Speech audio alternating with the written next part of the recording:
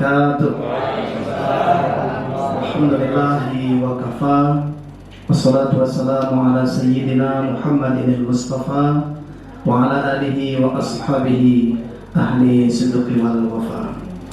Bersyukur pada Allah Subhanahu wa taala hingga hari ke-22 ini kita masih diberikan kesehatan dan kekuatan untuk menjalankan ibadah puasa di bulan suci yang mulia ini. Semoga besar harapan kita Allah berikan kekuatan dan kesehatan ini hingga akhir daripada selesai kita melaksanakan seluruh rangkaian ibadah di bulan Ramadan edisi 1445 Hijriah ini. Salawat beriring dengan salam semoga tercurahkan kepada junjungan Allah Nabi Muhammad sallallahu alaihi wasallam beserta dengan para keluarga dan juga sahabat-sahabat beliau sekalian. Yang mulia dan kita hormati Pak Kakan Kemenak Kota Sabang, Pak Kasubag, para kasih yang berhadir, Bapak Ibu semua yang tidak mengurangi rasa hormat bila tidak saya rincikan satu demi satunya. Hadirin Bapak Ibu yang dimuliakan Allah Subhanahu wa taala, sebelum kita beranjak dari tempat ini dan sebelum kita melanjutkan pekerjaan kita, izinkan kami dalam kesempatan yang mulia ini menyampaikan sedikit saja nasihat barangkali buat diri pribadi dan kita semua, dan kami akan menyampaikan 3 doanya Nabi Daud alaihi salam. Ya, kami akan menyampaikan 3 saja doa Nabi Daud. Ada banyak sebenarnya doa-doa Nabi Daud, tapi kami pilih 3 saja pada siang ini. Dan sebelum kami menyampaikan, kita kenal dengan Nabi Daud. Ibu kenal? Kan Bang Daud. Ya. Nabi Daud itu nabi yang paling merdu suaranya. Ya. Apa doa beliau? Kami pilih 3. Yang pertama, Allahumma inni as'aluka badanan sabira. Allahumma inni as'aluka badanan sabira. Ya Allah, sesungguhnya aku bermohon padamu, berikanlah tubuh yang sabar atau tubuh yang sehat. Nabi Daud memohon yang pertama, minta agar Allah Subhanahu wa taala diberikan baginya kesehatan. Hadirin, ternyata dalam hidup ini kesehatan itu amatlah penting dan berharga. Bagaimana tidak? Bayangkan kalau kita tidak sehat, kita sakit, apa yang bisa kita kerjakan dalam kesakitan tersebut? Jangankan bekerja, beribadah pun rasanya sulit.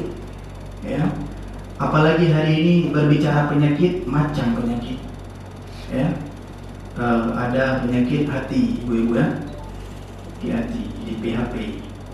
Ya, liver. Ada penyakit sekarang yang paling ganas itu bocor lambung. Apa bahasa medisnya? Kalau kita udah kena penyakit itu udah bisa survei terus merbabu. Ya, udah bocor lambung. Ya. Ada penyakit wasir. Oh ibu wasir ya? Nah, yang di tempat 2 ini itu. Tapi saya perhatikan di sini nggak ada yang kena penyakit wasir. Dia kalau kena penyakit wasir nampak memang ini nggak ada. Alhamdulillah sehat-sehat semua.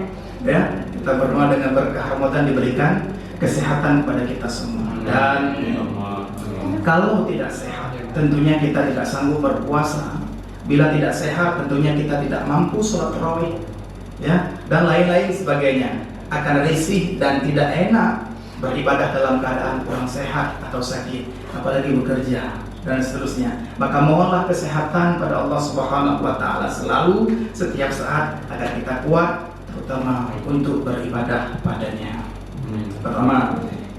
Yang kedua, Bapak Ibu, doanya Nabi Daud adalah Allahumma inni as'aluka qalban syakira. Ya Allah, bahwa sungguhnya aku bermohon kepadamu hati yang bersyukur. Hadirin Bapak Ibu sekalian, hati yang bersyukur itu adalah hati yang menerima apapun ketetapan dan takdir daripada Allah Subhanahu wa taala. Hati yang pandai bersyukur, hati yang tidak pernah mengeluh dengan keadaan. Hati yang pandai bersyukur, hati yang tidak pernah membandingkan nikmat dirinya dengan nikmat orang lain. Masalah orang lain mau promosi itu bukan urusan kita. Yang jelas nanti kita kalau udah sampai waktunya promosi juga Pak Kasubag kan? Insyaallah OTW. Ya, begitu ya. Jadi semuanya dalam hidup ini ada proses Bapak Ibu. Ya, semuanya telah diskenarikan oleh Allah Subhanahu wa taala malah jauh sebelum lahirnya kita. Apa hari ini yang membuat kita susah ketika melihat nikmat orang lain? Apa hari ini yang membuat kita, kata ibu-ibu, kepo ya dengan apa yang dimiliki orang lain? Ternyata Imam Al-Ghazali sudah lebih dahulu menuliskan, karena dalam hati kita tidak ada rasa syukur pada Allah Subhanahu wa taala. Jadi rasa syukur ini akan hadir dan lahir dalam hati seorang hamba manakala dia mengurangi rasa ingin tahu terhadap kehidupan orang lain. Disitulah syukur baru datang dalam diri kita. Kalau kita terus melihat-lihat kehidupan orang lain, apalagi kemudian membandingkan dengan hidup kita, maka syukur ini tidak akan pernah ada dalam hati kita. Hadirin, sekali lagi, hati yang bersyukur adalah hati yang siap menerima apapun ketentuan dan ketetapan daripada Allah Subhanahu wa taala dan tidak pernah mengeluh dengan keadaan. Hati yang bersyukur, hati yang dimanapun dia bekerja, dia akan tenang. Dimanapun dia berada, dia akan nyaman. Tapi sebaliknya, hati yang tidak pernah bersyukur, beranggapan tidak berdua. Dalam ruangan kan kemenang tidak berdua, handenang. Kenapa? Hatinya bermasalah. Hatinya bermasalah. Jadi ketika hati bermasalah, beranggapan saja ampah. Maka dalam Naib Majah disampaikan, menyebut ini dengan kasar, laut mendarat Tuhan belarang. Pasti itu Bapak Ibu. Dimanapun kita berada, kalau hati kita baik, menyerati dekat beranggapan. Nyoh hino duduk anapa, gede anapa, lupa anapa. Tidak begali, go anapa. Orang sampai rumah anapa, rupanya iji anapa. Hadirin Bapak Ibu dimuliakan Allah Subhanahu wa taala. Bukan di sini saya bilang, orang di luar. Kau jauh duduk aulia di luar. Allahu Akbar. Dua. Kata gimana kan? Yang ketiga doanya Nabi Daud. Allahumma inni as'aluka lisanan dzakira. Allahumma inni as'aluka lisanan dzakira.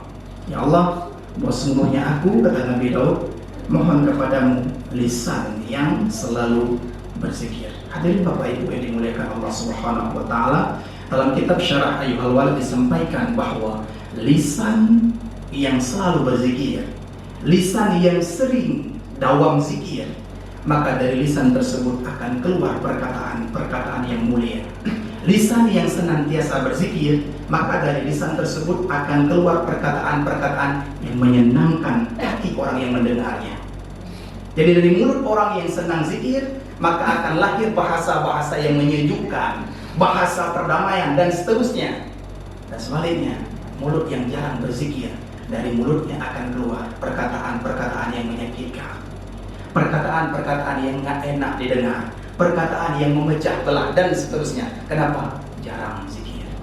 Maka usahakan Bapak Ibu sering-sering zikir. Saya perhatikan kalau apel dari Senin, kadang lagi amanah pembina apel naik emak bapak. Seperti apakah dia sedang berzikir atau memakan sisa-sisa dari malam? Dua kemungkinan.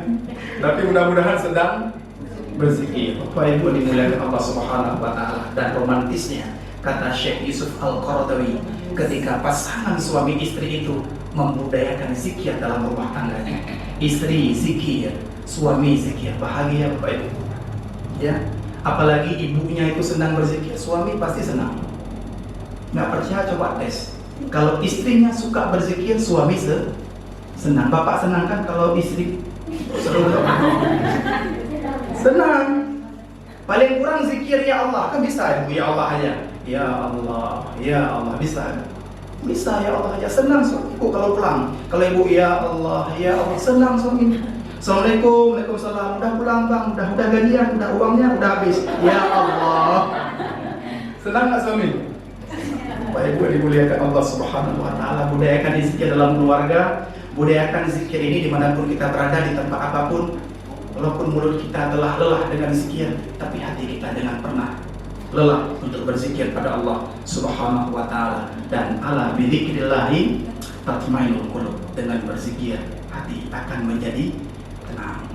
Dan bahagianya tadi ketika kita kurangi rasa ingin tahu terhadap nikmat orang lain, hati tenang dan hidup bahagia. Bapak Ibu yang dimuliakan Allah Subhanahu wa taala, mungkin ini yang dapat kami sampaikan karena kultum Pak Sebab selama kali ya. Demikian semoga bermanfaat. Akhirnya ada gadis dari Belanda. Terima kasih buat Anda. Billahi taufiq wal hidayah. Assalamualaikum warahmatullahi wabarakatuh.